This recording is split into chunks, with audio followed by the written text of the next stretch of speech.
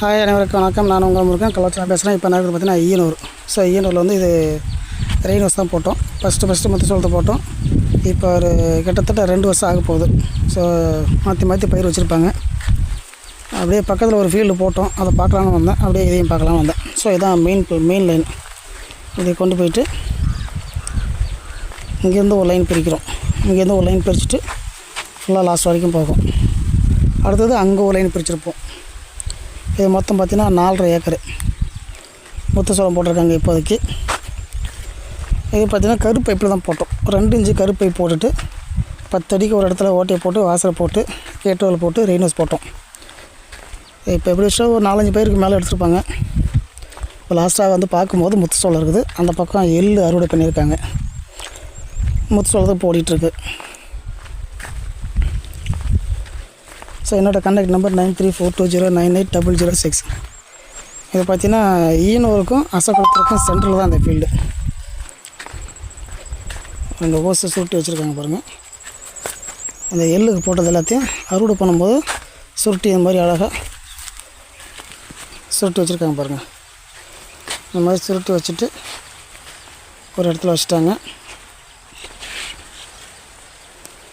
திரும்பி ஃபீல்டை ரெடி பண்ணிவிட்டு அப்படியே போட்டுக்க வேண்டியதான்.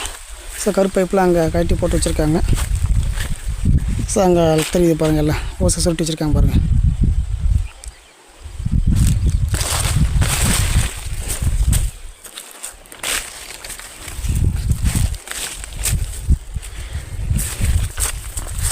ஸோ 2 வருஷம் ஆக போகுது ரெயின் ஹவுஸ் போட்டு. ஓஸ் பாருங்கள், எந்த டேமேஜ் இல்லை பாருங்கள். இப்படி அப்படியே இருக்குது பாருங்கள்.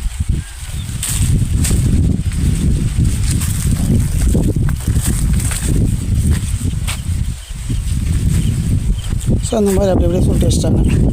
அறுவடை பண்ணாங்கன்னா அறுவடை பண்ணி முடிச்சுட்டு அப்படியே வயலை ரெடி பண்ணிட்டு அப்படியே எடுத்துக்க வேண்டியதான். ஸோ இது ஃபுல்லாகவே ரெயின் ஹவுஸ் தான் லாஸ்ட் வரைக்கும். ஒரு 4.5 ஏக்கர் இது ஃபுல்லாக எள்ளுக்கு எடுத்துட்டாங்க. ரெயின் ஹவுஸ் எடுத்து அறுவடை பண்ணிட்டாங்க. இப்போ ஃபீல்டு ரெடி பண்ணி ஓட்டி ரெடி பண்ணிவிட்டு அப்படியே எடுத்து விட்ருவாங்க. இந்த ஃபீல்டு பார்த்திங்கன்னா ஈயனூருக்கும் அசகுளத்திற்கும் சென்ட்ரல் தான் அந்த ஃபீல்டு இருக்குது. ஸோ லாஸ்ட் வரைக்கும் தெரியுது பாருங்கள். லாஸ்ட்டு முத்து சோளம் வரைக்கும் இந்த எள்ளு தெரிகிற வரைக்குமே அந்த லாஸ்ட்டு வரைக்குமே ரெயின் ஹவுஸ் தான். இந்த பக்கம் அதே மாதிரி இந்த பக்கம் ஒரு 2.5 ஏக்கர் மேலே இருக்கும். இது ஒரு 2.5 ஏக்கர், கிட்டத்தட்ட 4.5 ஏக்கருக்கு மேலே 5 ஏக்கர் இருக்கும். ஸோ ரெயின் ஹவுஸ் போட்டு 1.5 வருஷத்துக்கு மேலே 2 வருஷம் ஆக போகுது.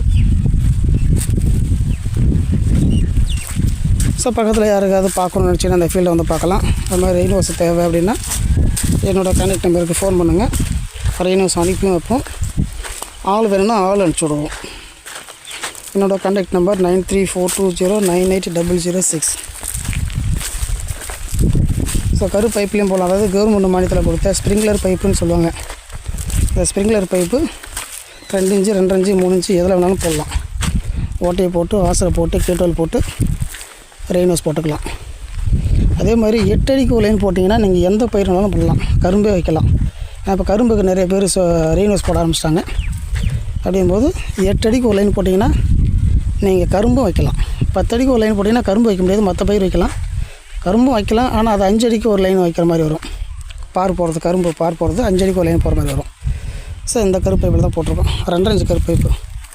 2.5 இன்ச்சு கரு பைப்பில் தான் 10 அடிக்கு ஒரு இடத்துல ஓட்டையை போட்டு வாசலை போட்டு ரெயின் ஹவுஸ் வால்வை போட்டு அப்படியே ரெயின் ஹவுஸ் போட்டோம். ஸோ அந்த மாதிரி தான் இந்த மாதிரி பைப் எல்லாத்தையும் எடுத்து வச்சுட்டாங்க.